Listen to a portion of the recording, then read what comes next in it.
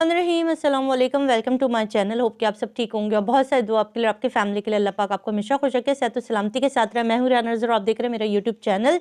अच्छा जी, कल एक तहलका खेज न्यूज़ मेरी आंखों के सामने से गुजरी, बहुत ही हैरतनाक और बहुत ही ताज्जुब खेज केस, और उसको सुनने के बाद आप भी यकीनन हैरत का शिकार हो जाएंगे। अच्छा जी, कल जस्टिस सलाउद्दीन पंवर साहब, उनका नाम तो आपने यकीनन 2000 केस के अंदर बखूबी सुन रखा होगा, जिन्होंने इस केस के अंदर शुरू से लेकर आखिर तक हेयरिंग की, मुल्ज़मान को ज़मानतें दी, एमएलओ को रुकवाया, बहुत सारी चीज़ें जैसे सलाउद्दीन पंवर साहब की हैं, काविशें हैं बहुत सारी। उन्होंने कल एक मुल्ज़िमा मफरूरा इश्तिहारी, जिनके 3 दफ़ा अरेस्ट वारंट जारी थे, उनको भी जो है वो ज़मानत दे दी और आज उनकी ज़मानत जो है वो मंजूर भी हो गई है। तो वो भी चंद 50,000 के मचलकों के एवज़ जो है ये कारनामा हो गया। अच्छा जी, अब जो मैं चीज़ आपके साथ शेयर करने लगी ना, उसको बड़े तहम्मुल से और गौर से सुनिएगा और ज़रा सा देखिएगा कि हमारे इंसाफ और हमारे इंसाफ का पैमाना कहाँ तक है। ठीक है जी।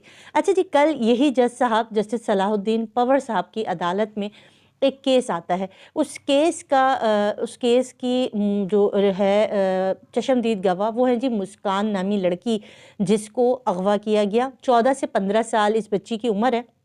इस बच्ची को अगवा नहीं किया गया था। इसने भी सेम वही कहानी है जो ज़हरा काज़मी की है, कि इसको भी जो है वो अगवा करने वालों ने एक मोहब्बत का ढोंग रचाया, मोहब्बत की जाल की तरह से दिखाया गया कि भाई लड़की जो है मोहब्बत में गिरफ़्तार होकर घर से भागी है। ये बच्ची अपना बयान रिकॉर्ड कराती है और अदालत में इसने जो बयान दिया वो बड़ा तहलका खेज़ बयान है। उसने इसी जस्टिस सलाउद्दीन पंवर साहब की अदालत में खड़े होकर कहा कि मुझे नोमान नामी शख्स ने मोहब्बत के जाल में फंसाया, मुझे अगवा किया, जो भी है जिस तरह भी तरीक़ेकार होता है इनका, मुझे 3 जगह पर फ़रोख्त किया गया, 3 जगह मुझे बेचा गया।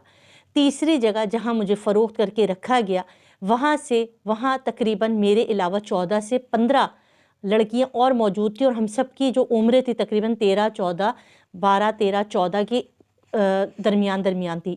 आप यकीन कीजिए, ये इस बच्ची का बयान है।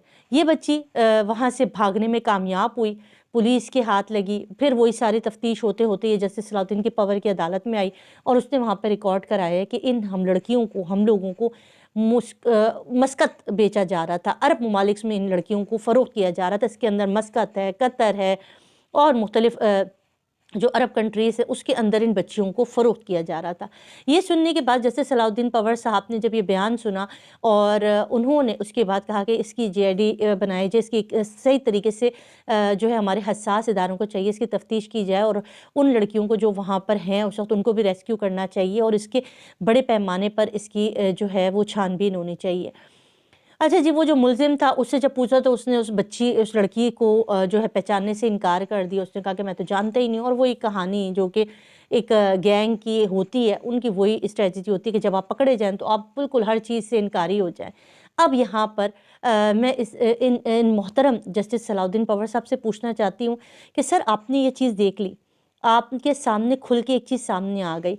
ये आपके पास एक और केस लगा हुआ था ज़हरा काज़मी का, जिसके अंदर माँ बाप रोते रहे, दुहाइयाँ देते रहे। अभी 2 दिन पहले वो माँ बाप रो रो के जो है वो प्रेस कॉन्फ्रेंस कर रहे थे, जिसके अंदर वो हाथ जोड़ के अपील कर रहे थे कि हमारी बच्ची माइनर है, हमारी बच्ची छोटी है। आपने उस वक्त अगर इसको डायरेक्शन इसकी सही देखी होती और पता करने की कोशिश की होती, ज़हीर, शब्बीर और ये जो मुल्ज़िमा है नूर बीबी, इनको इनका रिमांड पर दिया होता है कि इनसे तफ्तीश की जाए, इनसे पता लगाया जाए। ये कोई मुर्गी का तो मसला नहीं था, एक जीती जाती बच्ची का केस था। आपने इसके अंदर सिवाय ज़मानतें देने की इन लोगों को और इनके साथ रियायत बख्शने की, बड़ी हैरतनाक चीज़ें हैं हमारे जस्टिस के। मगर पता है क्या होता क्या है यहाँ पर? यहाँ पर आप सिर्फ सुन सकते हैं, आपको बोलने के राइट्स नहीं है। आप जिस मुल्क में रहते हैं, जिस मुल्क पाकिस्तान में आप रहते हैं, वहाँ पर आप सिर्फ सुन सकते हैं। आपकी ज़बान जो है वो गूंगी है, आप बोल नहीं सकते। और आप किसी भी जज साहब के आगे खड़े होकर आप ये नहीं कह सकते कि सर, अभी कल तो आपने कहा था कि मैं इस केस को नहीं देखूंगा, मैं अब इस केस को बहुत सुन चुका हूँ, मैं जा रहा हूँ। और कल ही आपने बैठ के जो है मुल्ज़िमा, बहुत ही आम की मुल्ज़िमा नहीं थी, ये बड़ी ही सहूलतकारी के अंदर बड़ा ही नाम था इनका। ये 3 साढ़े 3 महीने से अदालत में नहीं आ रही, 3 दफ़ा इनके अरेस्ट वारंट जारी हो चुके हैं। इसके ऊपर आपने क्या एक्शन लिया? आपने इनको 50,000 के ऊपर आपने जो है वो इनको ज़मानत दे दी। फिर हम अगर सवाल करते तो हम तौहीन अदालत करते, हम तौहीन जजिस करते, تو ہم کس سے سوال کریں؟ اگر ہمارے سامنے اسی طرح سے کیسز آتے رہیں گے اور اسی طرح سے دوہرا معیار ہوگا تو پھر ہم کس سے سوال پوچھیں گے؟ ہمارے ہاں آپ صرف سن سکتے ہیں، آپ عدالتوں کی بھی سنیں، آپ بڑے بڑے لوگوں کی سنیں، اگر آپ سوال پوچھیں گے تو آپ کا بھی حال وہی ہوگا جو عائشہ شریف صاحب کا ہوا۔ تو میرے خیال میں سوال پوچھنا چاہیے اور ہمارا حق بنتا ہے۔ آج یہ مسکان لڑکی جو آئی ہے اور اس نے اپنا بیان ریکارڈ کرایا، اس کے بعد تو میرے خیال میں تمام لوگوں کی آنکھیں کھل جانی چاہیے، مجھ سمیت کیا سب کی، تمام پاکستانیوں کی۔ آخر ہماری عزت اور ناموس کہاں جا کے فروخت ہو رہی ہے؟ کیا ہماری بچیاں اتنی سستی ہیں کہ یہ عرب ممالک میں جا کر کھلونے بن جائیں، ان کی زندگیاں داؤ پہ لگ جائیں، ان کے ماں باپ یہاں روتے رہیں، پورا خاندان ملیا میٹ ہو جاتے؟ ایک بچی اگر گھر سے جاتی ہے تو اس کے ساتھ پورے خاندان کی عزت وابستہ ہوتی ہے ہماری معاشرے میں۔ ایک بچی کے جانے کے بعد جو ہے سیدھا سیدھا الزام یہ لگایا جاتا ہے بچی گھر سے بھاگ گئی، پسند کی شادی، اور پھر اسی بچی کو پکڑ کے زبردستی نکاح کرا کے پیش کیا جاتا ہے، اور اس کے بعد جو کچھ ہوتا ہے یہ 2000 کیس کے اندر آپ نے بخوبی انجام دیکھ لیا ہے۔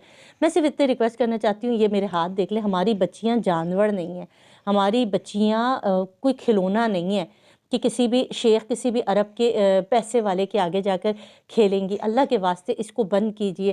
ہم مجھ سمیت، آپ سمیت تمام لوگ ذمہ دار ہیں ان بچیوں کی عزت و ناموس کا۔ جو بھی میں اپنے طرف سے کیا کر سکتی ہوں، نہ میں ایک وکیل ہوں، نہ میں جج صاحب ہوں، نہ میں کوئی بڑی چیز ہوں۔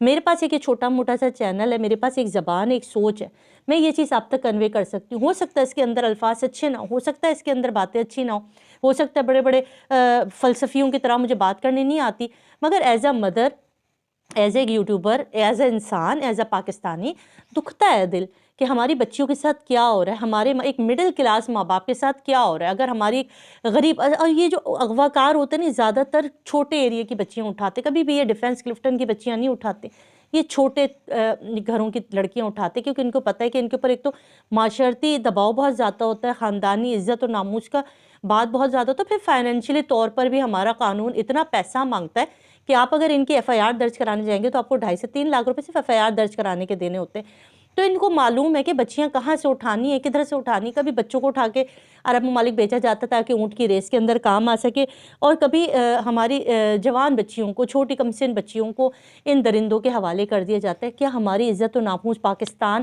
اس لیے آزاد کیا گیا تھا، کیا پاکستان کو آزاد اس لیے کرایا گیا تھا کہ ہماری عزت و ناموس جو ہے وہ دوسرے ممالک میں جا کر جو ہے ان کی بربادیاں اور ان کو کوئی روکے نہیں؟ ابھی صرف یہ ایک بچی ہے جو بتاتی ہے کہ ایک جگہ پہ 14 سے 15 لڑکے، اس طرح نہ جانے کتنے گروہ ہیں جو بچیوں کو اغوا کرتے ہیں اور ان کو نہ جانے کہاں کہاں لے جا کے بیچتے ہیں۔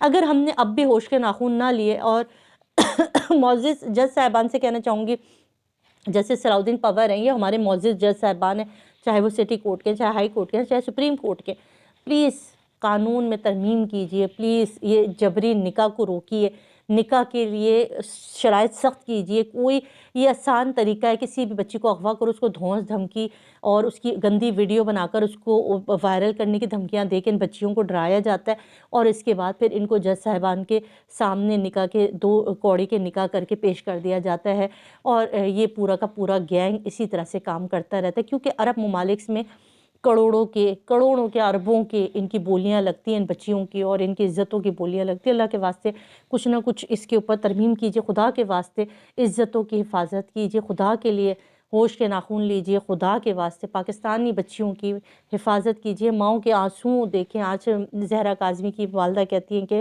ایسا نہ ہو کہ میرے دل سے بد دعا نکلے۔ نہ جانے کتنے عرصے سے بد دعائیں نکل رہی ہیں، کتنی مائیں ہیں جو اپنی بچیوں کو رو چکی ہیں، آنکھیں سفید ہو چکی، کتنی ماں باپ ہے جو قبروں میں چلے گئے اپنی بچیوں کی راہ تکتے تکتے، ہمیں نہیں پتہ۔ یہ تو ایک زہرا کاظمی جس نے پورے پاکستان کو جھنجھوڑ دیا، نہ جانے کتنی بچی ہیں جو اس طرح سے رول رہی ہیں، نہ جانے کس کس ملک کے کونے کونے میں، دنیا کے کونے کونے میں رول رہی ہیں۔ اللہ کے واسطے آنکھ کھولیے، ذمہ داری کا احساس کیجئے، جو بھی ذمہ دار ہیں وہ اپنی ذمہ داری کا احساس کیجئے۔